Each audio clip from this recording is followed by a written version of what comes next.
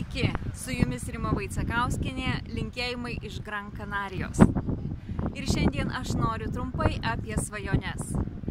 Noriu pasakyti, kad nebijokit svajoti, drąsiai svajokit ir lai jūsų svajonės būna labai didelės ir neaprėpiamos. Jos tikrai išsipildys. Svajonių išsipildymo laikas vėlgi priklauso nuo svajonės dydžio. Gali svajonė išsipildyti po metų, gali svajonė išsipildyti po 10 metų, bet ji išsipildys pačiu palankiausiu, pačiu geriausiu variantu. Patikėkit manim.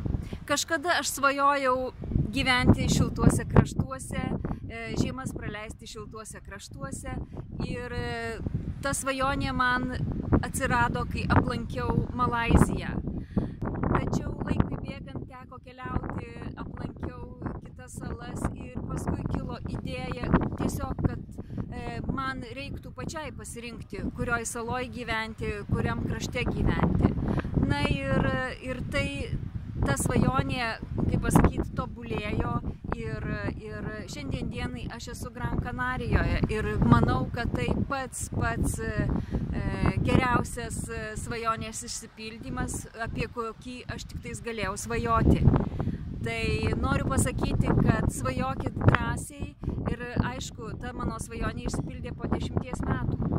Bet tai buvo motyvacija veikti, motyvacija daryti kažką, motyvacija tobulėti, kad galėčiau sau leisti tą vadinamą finansinę laisvę, nepriklausomybę, kad turėčiau pakankamai lėšų gyventi čia ir nesukti savo galvos dėl laiko, nes tiesiog esi savo laiko šeimininkas, būtent pasirinkęs tokį kelią.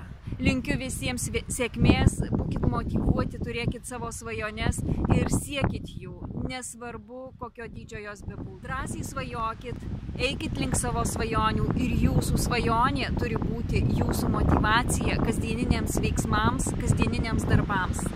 Linkiu jums visiems sėkmės. Ate!